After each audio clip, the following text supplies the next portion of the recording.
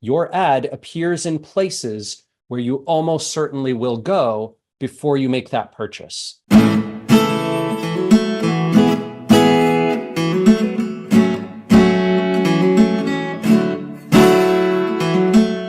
You had a brilliant post where you mentioned, if you're in the grocery store and you're not sure, you're trying to make risotto and you don't know what kind of rice to buy, you Google what's the best kind of rice, and Google says risotto. Well, you just converted, but tell me where's the data that just said I converted for risotto rice from arborio.com when you never even went to the website, right? This is exactly the problem that we're talking about. And that is one of 10 million potential ways that someone will convert and transact without there being any data available to the marketing team or the finance team proving where it came from.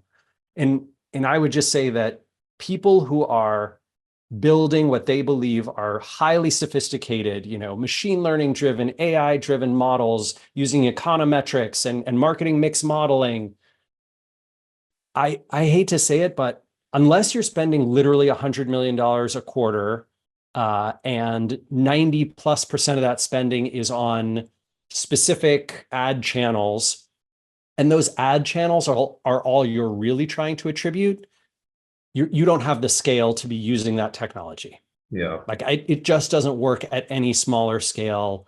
We could quibble about whether it's 50 million or 100 million, but for 99.9% of businesses and business owners, you cannot perfectly attribute your marketing channels and your marketing mix.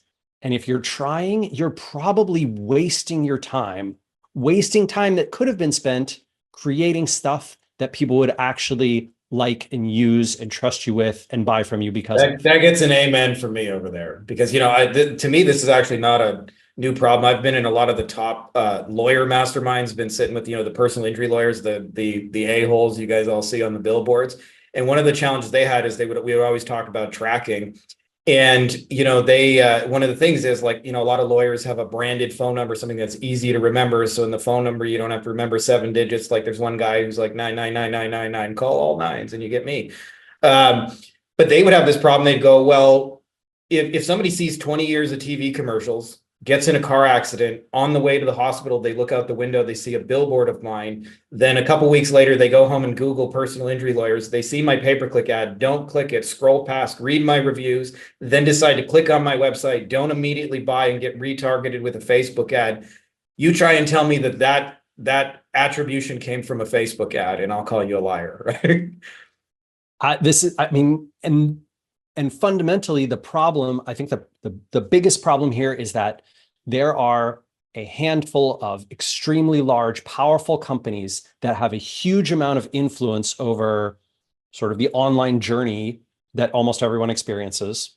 Yeah. Facebook, Google, Apple, to a lesser extent, but in retail quite strongly, Amazon. And those companies are superb at one thing in particular, Frankie. They know exactly where you are going to go before you transact. Yeah. And so they make sure that if you buy advertising with them, your ad appears in places where you almost certainly will go before you make that purchase. Yeah. The crappy thing, the thing that sucks, but is almost always true, is that if you were to turn off all of those ads, you would find that 90, 95, 99% of those conversions still took place. Yeah. So what Google and Facebook and Apple are great at is taking credit for sales that already would have happened. Yeah. And CFOs and CMOs and boards of directors, they are thrilled to see that report saying, hey, we spent $1 million last quarter with Facebook and we made $1.21 million in net margin on the sales that we got through that channel. Great, spend $2 million this quarter. And Facebook knows that's exactly how spend works. So of course they have an incentive to take credit for every possible sale that they can. And hence you get this world of attribution.